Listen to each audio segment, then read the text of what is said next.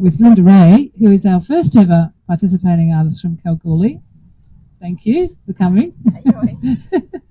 And Linda yesterday was awarded a highly commended for this work, which is fantastic. How did you feel about that? That was, I guess, really reassuring. Is it on? Am I on now? Yeah. Okay.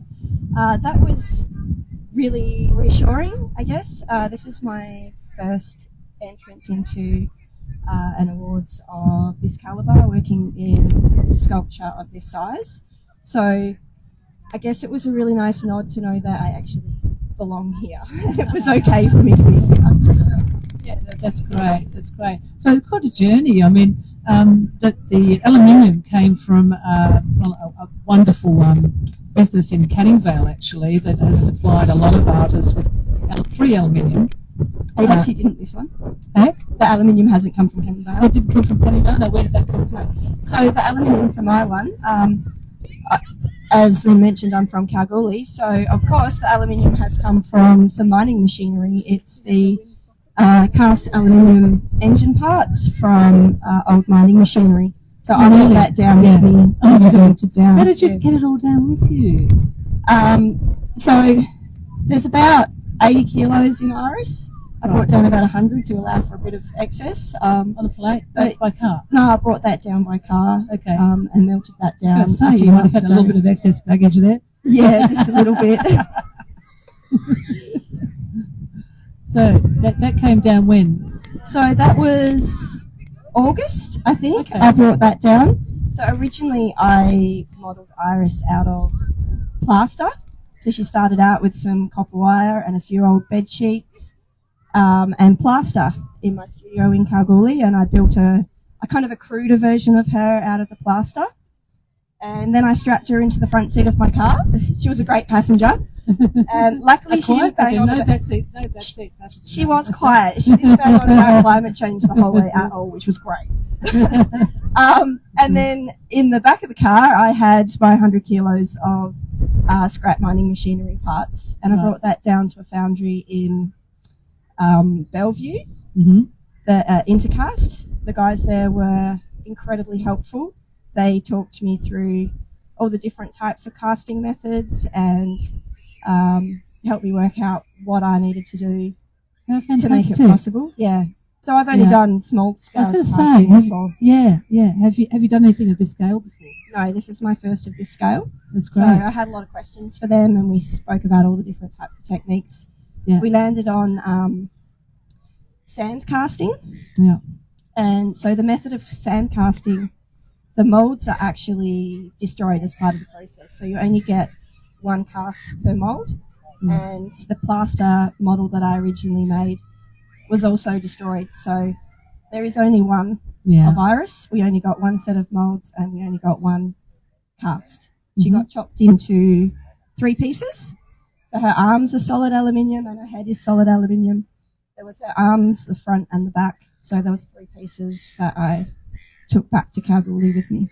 Yeah. Now, although entry into Castaways is free, there's no cost involved. For you, coming from Kalgoorlie, of course, there is a cost in travel. Yes. So how did you get around that? So I was actually really lucky with a lot of support for this project. It might look like an individual artist's work, but I had so much backing behind me in so many different ways. And I also had, because I am regional, it took me 7 hours to get down here late on Wednesday night before installation. And Ali Kent, the member for Kalgoorlie and Regional Arts WA, they actually sponsored me to help with a bit of travel and accommodation, so I could stay a few extra days, do an artist talk, see the other artists, do some professional development next week. So good, and be able to jump on a plane shortly and go home for the week. And of course, the City of Rockingham provided support as well, in the sense of a support letter to help with your application for funding as well. So there's been a lot of different people who have been behind your entry into Castaways. Yeah, I had about 4 or 5 excellent support letters to help me receive that funding and that help. I had the medals donated, Intercast Foundry did a fabulous job, and they definitely didn't charge me for all their hours. And when I got her back to Kalgoorlie, Goldmont Engineering, they welded her back together for me.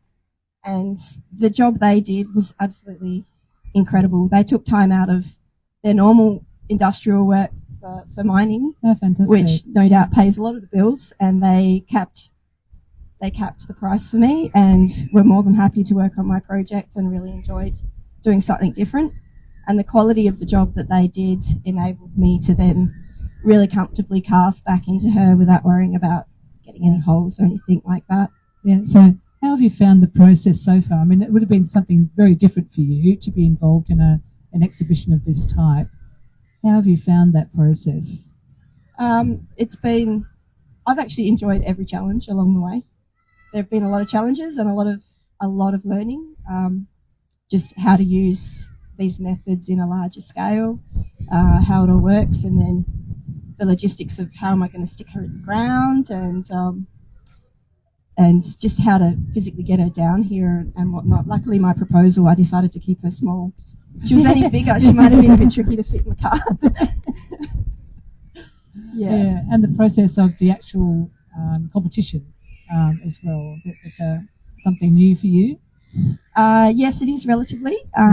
Most awards I've entered have been two-dimensional entries and not with a selection process. So being accepted in the first place through the selection process was incredible. So then to end up here and also the highly commended. Because a lot of people don't realise that there is a lot of conditions around exhibiting in Castaways. Did you find that daunting at all? Yeah, so like thinking through the public liability side of it and all of that, like what is going to work on a beach where thousands of people are going to be looking and touching, and what's going to stand up to it. Yeah. Now it looks like she's just kind of sitting on the sand, but that's not the case. There's a whole lot of things going on underneath the ground that of course the public doesn't see. Now you used a method that we recommended. Yes. Castaways produced a video on a system that we recommend sculptors use. And can you explain how that worked for you and what it was? It worked brilliantly. So my initial proposal, I was going to use ground screws to screw those in and bolt her onto the ground screws. But I found out in the process that ground screws in sand actually don't work because there's nothing for the ground screws to grip. So it's actually really hard to use them. I thought, that'd be easy. It's just sand. But there's not enough beef there for it to grip. So yes, I did use the recommended one, which ended up being a 1 metre steel pipe with a flat plate on the top of it. And we dug that down, hidden into the ground, and bolted her onto that. Yeah, very, very simple method, which is a lot easier than trying to dig in sand, which is can be problematic, particularly if you're closer to the shoreline, where you get the water table just comes up, and it's no matter how much you dig. We reached water just as we got to the very last scoop. So. Oh, did you? Perfect. We got to still see the water. That was fun, but it wasn't enough to be an issue. So, what's your plan after this? I mean, you're now having this experience. What do you think you can do with this experience after the show? I'd like to use this as a real step into the public art sector and start working on a lot more of that myself, and actually doing the fabrication myself as well. It gave me the confidence that I can actually do this. I don't need to outsource the fabrication once I've through had the that idea. process. Yeah, I'd love to do casting again and carving into the metal. I really, really enjoyed it. Okay. Does anyone have any questions for Linda at all? Can I say a couple of things? Yes, yeah. And you have something to say? Yeah, I'll just check I haven't missed anything else first. You asked some fabulous questions, so it was good. I think I'll just stick with just the thank yous. As I said, it definitely wasn't a one-man job, this. First and foremost, my friends and family. My family they're my best critics and my biggest supporters. These are my 2 children here. Okay. They actually help me finish off the tricky parts of my work quite often, just by making one little comment about something and it's just that one little piece that I need to finish it off. So they are brilliant critics. They were also here and helped me on install day. This little man is the best hole digger an artist could ever ask for. Oh, it's a future career for you there. Yeah, we were talking about maybe he might charge $10 a centimetre next year if there's any artists who who might be enterprising young man. Yeah, and my daughter on photo documentation on install day, she got some absolutely fabulous ones. My husband also helped me quite a bit with foundation and some of the structural stuff. And the rest of my install team on Thursday, Fiona and Sammy Mather, Sammy behind the camera over here, Juanita and Darren. And also, so I mentioned CHR Mining for the metal, Intercast, Goldmont and National Pump and Energy. They all stepped up and helped me with materials. And of course the sponsorship and the reason behind that. So this is a live Facebook broadcast that we're doing here of the Artist Talk, with thanks to Regional Arts WA to make sure that everybody following along in the regions can see what Castaways is about as well, and how Regional Arts WA can help us come and experience and regional artists, please look at entering next year. Yeah, let's get some more. Yeah, let's get some more. Yeah. Anyone have any questions? Anyone? Okay, it looks like we don't have any questions, Linda. So thank you so much for entering and coming out from Kalgoorlie and showing everybody it can be done. Yeah, thank you very much for having me and all of your help along the way as well. Thank you. One of the artists mentioned how incredible the communications were. There was always an answer within moments. You always answered the phone to speak to us or reply to emails. It was really helpful as a first timer. Thanks, Linda. Thank you. In about half an hour, at 1:30, we'll be talking to Tom de Monk-Kirkmere, who's just there, at his work, which is just before the orange vessel that you can see at the end of the